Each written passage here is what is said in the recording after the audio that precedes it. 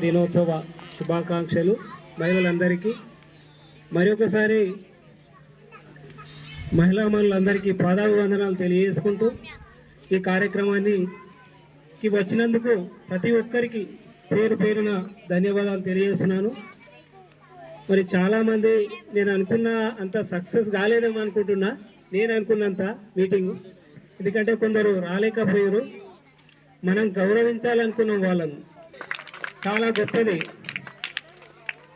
తల్లి బిడ్డకు జన్మనియాలంటే ఎంత కష్టమో ఊహించ. వాస్తవానికి అంత కష్టం. జన్మనిస్తే ఈ రోజుల్లో పిల్లలు ఓల్డ్ ఏజ్ హోమ్స్ ఎక్కువైపోయినాయి మన దేశంలో. వాస్తవమా కాదా? అంటే పిల్లలు పుడతారు, భార్యనే కారణం దీనికని హింసిస్తారు. ఒక భర్త భార్యను హింసించే సందర్భాలు ఎన్నో చూస్తున్నాం. సార్కు తెలుసు, ఆడపిల్లకు జన్మనీయాలన్నా మగపిల్లకు జన్మనీయాలన్నా పురుషుణ్ణే కారణం అనేది వాస్తవం. ఈ పురుషులకు గ్రహించవలసిన విషయం.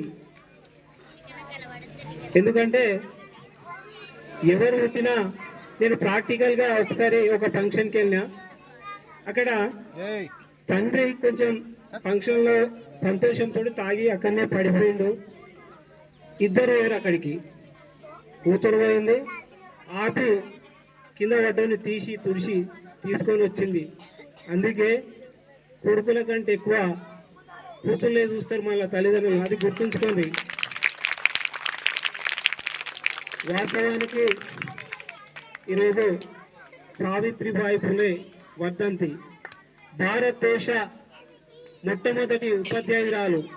స్త్రీలు కూడా చదువుకోవాలని ఆమె తన జీవితాన్ని త్యాగం చేసింది కాబట్టి ఆమెకి ఈరోజు మనం నివాళులు అర్పించడం జరిగింది.